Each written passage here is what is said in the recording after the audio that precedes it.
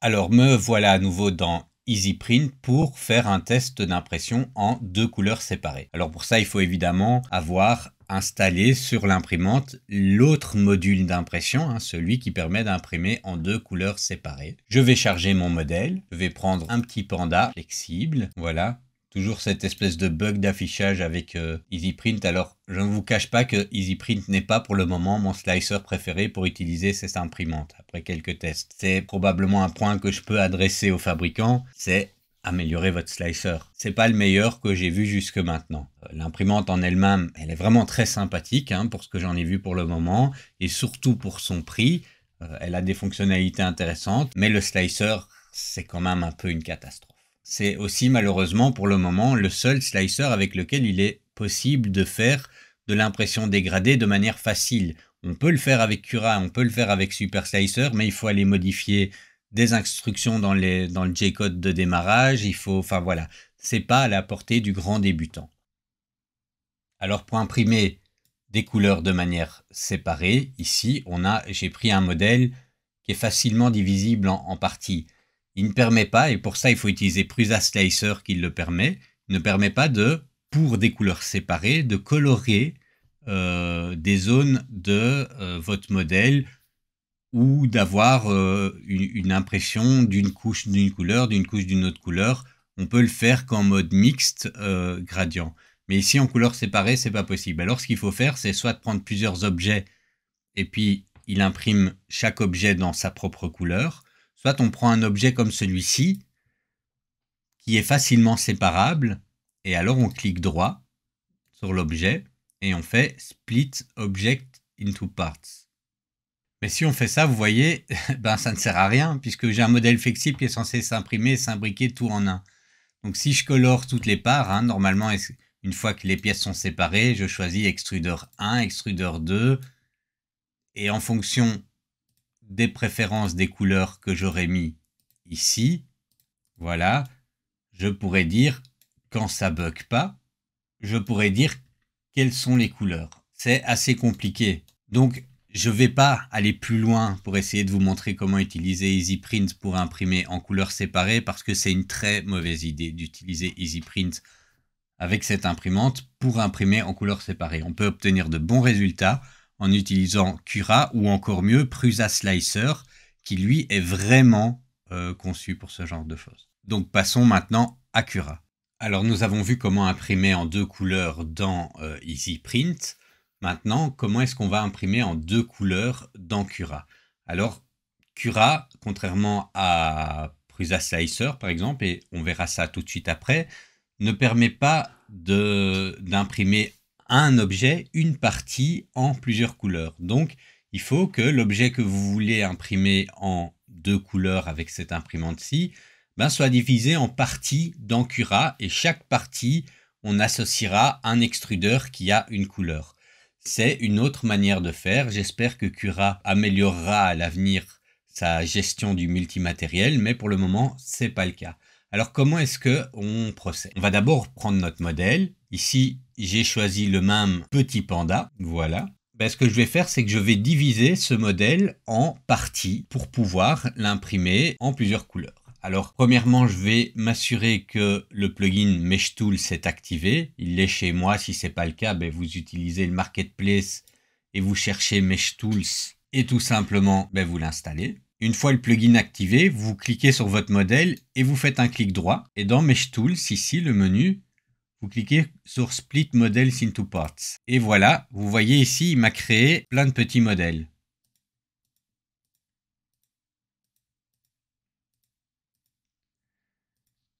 Donc il me le dit, il a créé 7 submeshs. Donc maintenant, le but du jeu sera très simple. On vient ici choisir le filament. Alors vous pouvez gérer les filaments. Vous rajoutez, moi ici par exemple, j'ai de l'écofil vert, de l'écofil noir et de l'écofil blanc. Voilà, bon ça c'est pas une vidéo pour apprendre Cura, donc je ne vais pas aller plus loin dans les détails, mais vous associez le filament que vous aurez préalablement configuré dans Cura aux extrudeurs. Donc le premier extrudeur, je vais mettre le filament blanc. Et le second extrudeur, je vais mettre le filament noir. Voilà.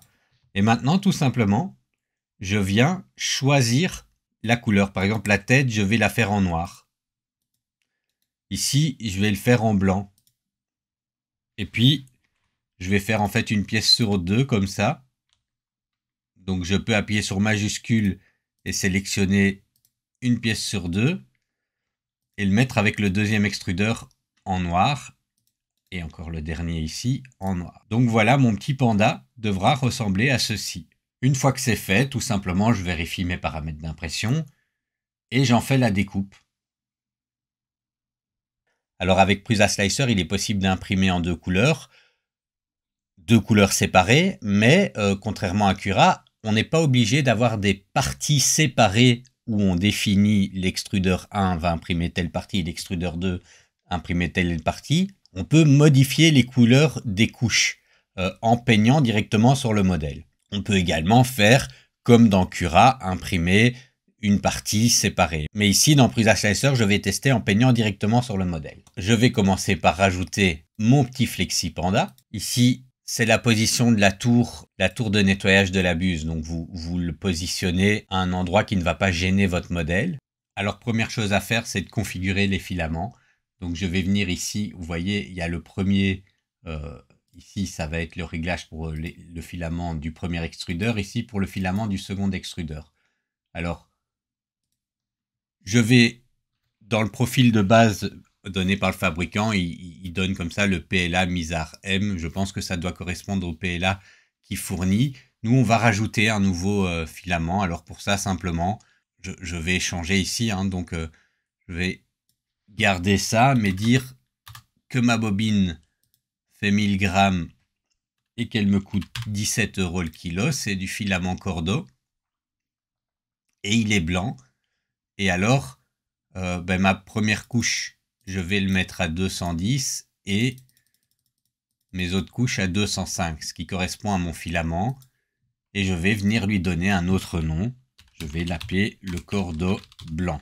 Voilà. Je vais également le copier et l'appeler, donc